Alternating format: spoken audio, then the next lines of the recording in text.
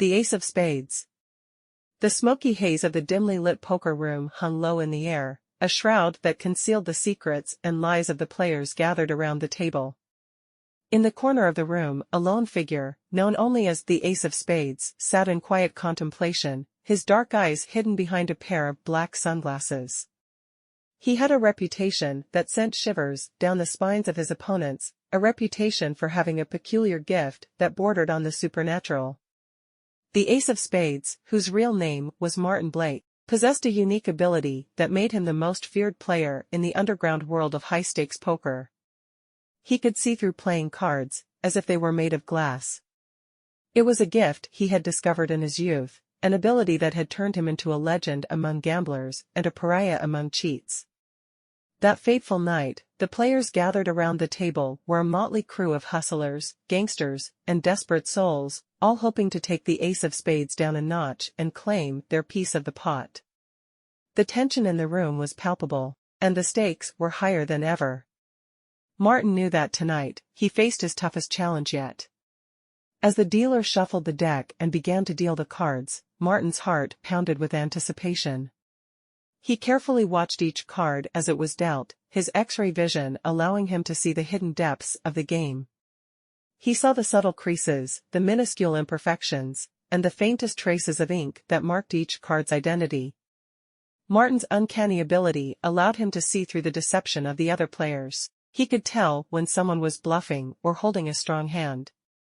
He knew who was relying on pure luck and who had a trick up their sleeve. It was as if he had a direct line to the soul of each player. As the game progressed, the tension in the room grew unbearable. The Ace of Spades seemed invincible, winning hand after hand with an eerie precision that left his opponents bewildered and enraged.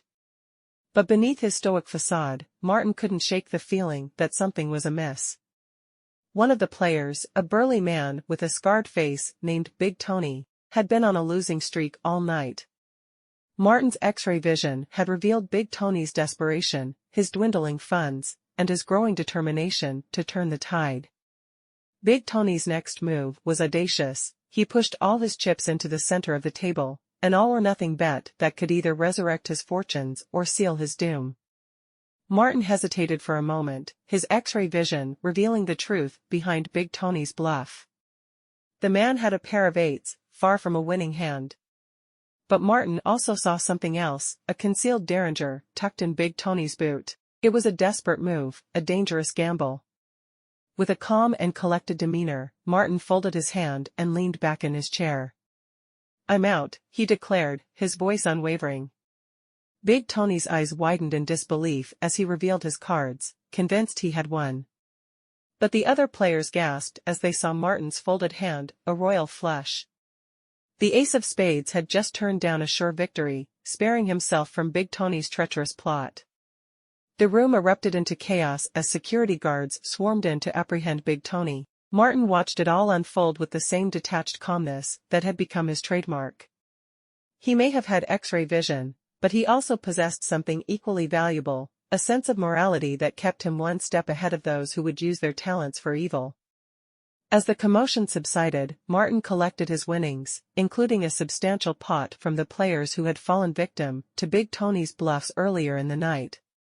With a nod to the dealer, he exited the poker room, disappearing into the night, leaving behind a room full of bewildered gamblers who would forever wonder about the mysterious man with X-ray vision, the Ace of Spades.